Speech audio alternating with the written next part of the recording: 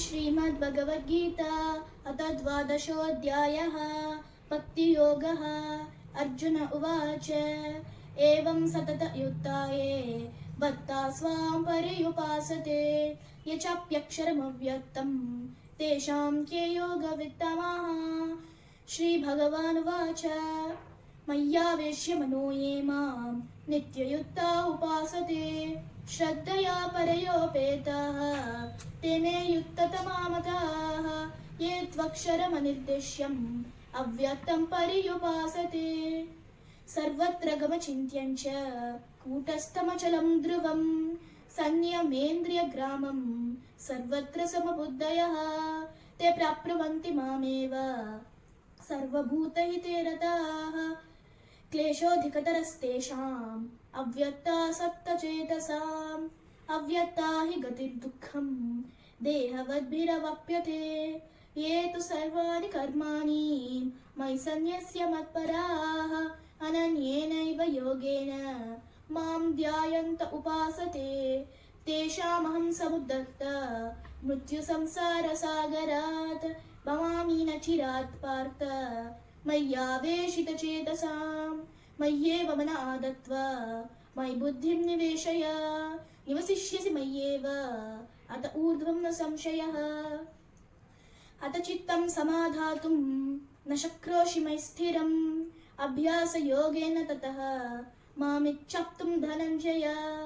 अभ्यासेऽप्यसमर्थोऽसि मत्कर्म परमो भव मदर्थमपि कर्माणि कुर्वन् सिद्धिमवाप्स्यसि। अतैतदप्यशक्तोऽसि कर्तुं मद्योगमाश्रितः सर्वकर्मफलत्यागं ततः कुरु यतात्मवान्। श्रेयो हि ज्ञानमभ्यासात् ज्ञानात् ध्यानं विशिष्यते ध्यानात् कर्मफलत्यागः त्यागात् शान्तिरनन्तरम्।